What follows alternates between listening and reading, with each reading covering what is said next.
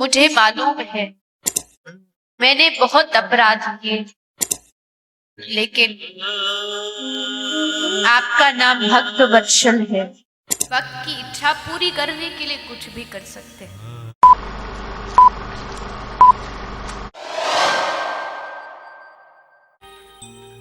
कि हे प्रभु, निष्काम भक्ति की प्राप्ति हमें हो।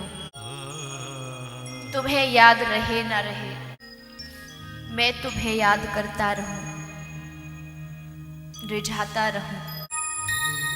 कभी याद मन से छूटे ना, कभी तुम्हें भूलूं नहीं, क्योंकि मुझे मालूम है मैंने बहुत अपराध किए, लेकिन आपका नाम भक्त वत्सल है, पतित पावन है, जो पतितों पर भी कृपा करे।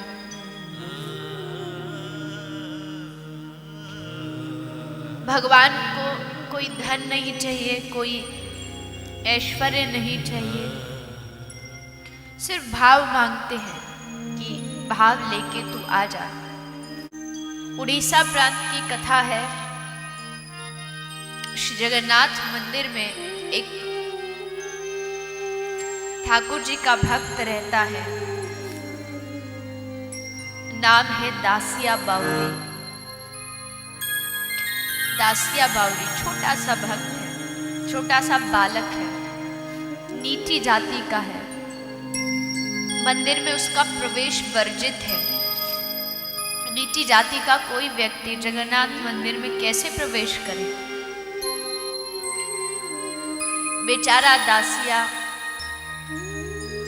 मंदिर के बाहर खड़ा हो जाता था और खड़ा खड़ा वहीं से श्री ठाकुर जी को दर्शन करता था, याद करता था।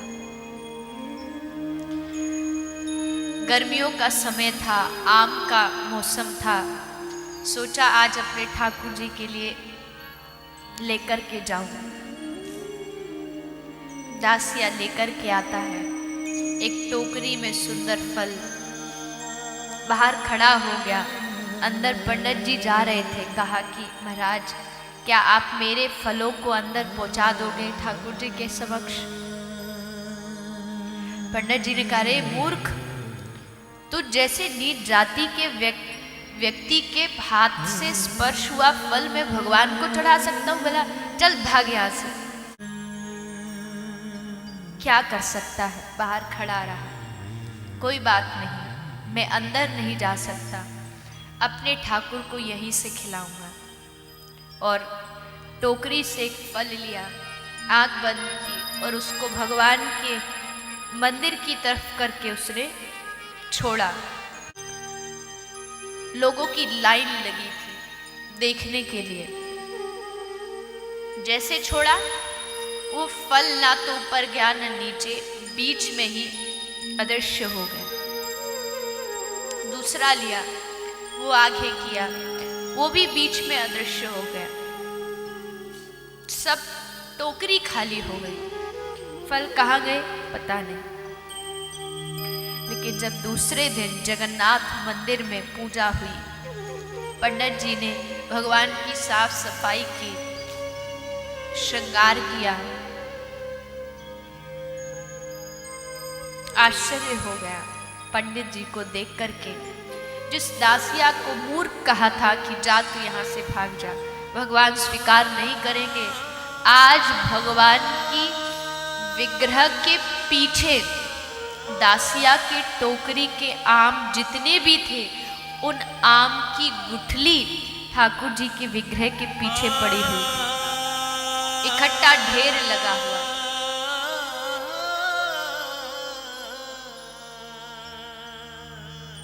कौन वर्णन कर सकता है उनकी भक्त वत्सलता का?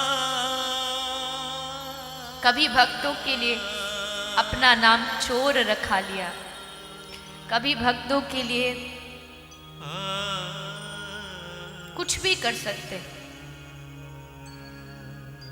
भक्त की इच्छा पूरी करने के लिए कुछ भी कर सकते।